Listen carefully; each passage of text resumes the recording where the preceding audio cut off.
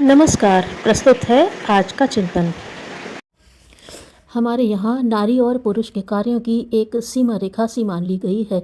घर का काम, रसोई बनाना, बच्चों की देखभाल, सफाई आदि के कार्य स्त्री के माने गए हैं, तो घर के बाहर कमाई करना, खेती, नौकरी या कोई पेशा आदि करना पुरुष का काम रहा। और यह विभाजन इतना दृढ़ हो गया कि नारी सुलभ कार्यों को करने में पुरुष शर्म संकोच का अनुभव करता है, तो घर की सीमा के बाहर के कार्यों में नारी का प्रयत्न निंदनीय समझा जाता है। यद्यपि आज के युग में ये सीमाएं टूटती जा रही हैं, तथापि पूर्व संस्कारों के कारण कम से कम हमारे देश में तो अभी तक उक्त धारणाएं जीवित हैं। आज भी नारी और पुरुष के कार्य क्षेत्र में यह विभाजन रेखा टूट नहीं सकी है। भले ही इसका कारण कुछ भी रहा हो, लेकिन आज की परिस्थितियों में विकास की मांग के अनुसार इस विभाजन को लक्ष्मण रेखा नहीं माना जा सकता। आज हमें इसकी अनुपयुक्तता पर विचार करना होगा, साथ ही इसको मिटाना होगा। वस्तुतः पति और पत्नी दो इकाई मिलकर एक सम्मिलित व्यक्तित्व का निर्माण करते हैं, और जीवन यात्रा का उत्तरदायित्व इस सामूहिक व्यक्तित्व पर ही निर्भर करता है। दोनों एक दूसरे के काम में सहयोग आवश्यक है, अनिवार्य है। पति पत्नी के कार्यों का विभाजन, उसकी सीमा रेखा कभी निश्चित नहीं की जा सकती। दाम्पत्य जीवन का सार इसी में है कि दोनों आवश्यकता पड़ने पर वफादार साथी की तरह एक दूसरे के कामों में मदद करें, योगदान दें, चाहे वह काम घर के अंदर का हो या बाहर का। बहुधा भोजन बनाना पत्नी का काम समझा जाता है, और यह ठीक भी है कि यदि पति बाहर काम पर गया है और पत्नी को अन्य कोई काम नहीं है, तो वह घर पर रहकर भोजन बनाए। लेकिन आवश्यकता पड़ने पर पति को भी इस काम में उसी उत्साह से करना चाहिए जैसे पत्नी करती है। लेकिन बहुत से लोग इसे अपना अपमान समझते हैं, पत्नी के सामने चूल्हा फूंकने में शर्म महसूस करते हैं। कैसी विडंबना है! जो स्त्री जीवन भर चूल्हा फूंकती है, पति को भोजन बनाकर हमेशा देती है, यदि बीमारी हारी में या किसी परेशानी के समय वह इसमें असमर्थ होती है, तो वही पति इसमें अपना अपमान समझता है।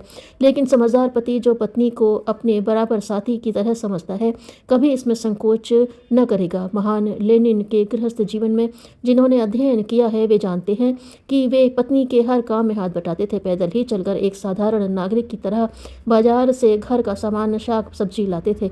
कई वर्षों तक तो भोजन एक समय उनकी पत्नी बनाती थी और एक समय वे स्वयं। यह आवश्यक ही नहीं, अनिवार्य है कि पत्नी की तरह ही घर के कामों में पति को भी कुशल होना चाहिए। आपको स्मरण होगा कि राजा नल पाक विद्या में पारंगत थे, और इसी गुण के कारण ऋतुपर्ण के सारथी के रूप में दमयंती ने उन्हें पहचान लिया था। गदाधारी भीम महाराज विराट के यहाँ मुख्य रसोइये के रूप में नियुक्त हुए थे। स्वामी विवेकानंद अपने हाथों बड़ा स्वादिष्ट भोजन बना लेते थे। घर के कामों में महात्मा गांधी भी अपनी पत्नी को पूरा सहयोग देते थे। भोजन बनाने से लेकर घर की सफाई, टट्टी पेशाब उठाने तक के काम बापू ने स्वयं किए थे। हमारे इतिहास में एक भी महापुरुष ऐसा नहीं मिलता जिसने पत्नी के कार्यों को करने में संकोच किया हो। और सच भी है कि जीवन के व्यापक क्षेत्र में जहाँ पति पत्नी को मिलकर आगे बढ़ना होता है, वहाँ कार्य विभाजन की कोई सीमा रेखा निर्धारित नहीं की जा सकती। जो ऐसा नहीं मानते, वे अंधकार में पड़े हुए अज्ञानी हैं। पत्नी जीवन भर अपने पति बच्चों के वस्त्र धोती है, उनकी सेवा करती है। जो भी करना आवश्यक होता है उसमें संकोच का अनुभव नहीं करती, लेकिन आवश्यकता पड़ने पर पत्नी के कपड़े तक उठाकर रखने में, बीमारी हारी में उसकी कुछ सेवा शुश्रूषा करने में बहुत से पति नाक भौं से घोटते हैं, अपना अपमान समझते हैं। क्या इसी रूप में वे पत्नी की सेवा से उऋण होना चाहते हैं? सचमुच ऐसे व्यक्ति कभी भी नारी से उऋण नहीं हो सकते। बहुत से परिवारों में स्त्रियां दिन रात काम में लगी रहती हैं, उन्हें तनिक भी अवकाश नहीं मिलता कि कुछ विश्राम करें। दूसरी ओर पुरुष बहुत सा समय व्यर्थ आलस्य में पड़े रहकर मौज मजे करने में, ताश शतरंज खेलने में बिताते हैं, लेकिन पत्नी को घर के काम में कुछ सहारा नहीं देते ताकि वह भी बेचारी कुछ सुस्ता सके, विश्राम कर सके। पति का कर्तव्य है कि जिस तरह पत्नी हमेशा निसंकोच भाव से सेवा करती है, उसी तरह वह भी आवश्यकता पड़ने पर पत्नी की सेवा करे, उसके आराम, स्वास्थ्य आदि का पूरा ध्यान रखे। काम काज की ही बात नहीं, बहुत से लोग अपनी स्त्री के प्रति सहानुभूति और सहयोग का भाव भी तो नहीं रखते, उल्टे अपने अस्त व्यस्त कार्यक्रम से उसे परेशानी पैदा कर देते हैं।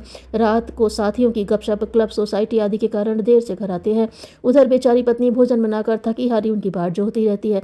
न वह स्वयं समय पर खा पाती है और न सो पाती है। पति इस तरह की व्यर्थ परेशानियों से पत्नी को छुटकारा दिला सकता है। इसके लिए आवश्यकता इस बात की है कि पत्नी के प्रति सद्भावना रहे, उसकी सुविधा का पूरा ध्यान रखा जाए। यदि आप अपने दाम्पत्य जीवन को सुखी बनाना चाहते हैं, यदि आप अपनी पत्नी की स्वस्थ विकास की कामना करते हैं, अपने कर्तव्य और उत्तरदायित्व के प्रति सच्चे बनना चाहते हैं, तो सभी प्रकार पत्नी के कार्यों में सहयोग करें। किसी कारणवश आपकी पत्नी भोजन नहीं बना पाती, तो आपका कर्तव्य है कि आप उसी भावना से भोजन बनाएं जिस तरह प्रतिदिन आपकी पत्नी बनाती है। बीमार पड़ने पर या किसी तकलीफ में पत्नी की सेवा शुश्रूषा करने में कंजूसी कंजूसी न करें। यही वह अवसर होता है जब आप अपनी स्त्री के ऋण से, जो जीवन भर आपके ऊपर चढ़ता रहता है, मुक्त हो सकते हैं। फिर अपने जीवन साथी की सेवा करने में शर्म क्यों। इस बात का भी पूरा ध्यान रखें कि आपके द्वारा अकारण ही अपनी पत्नी को परेशानी न उठानी पड़े। इसके लिए अपनी आदतों में, अपने रहन सहन और कार्यक्रम में सुधार कर ले।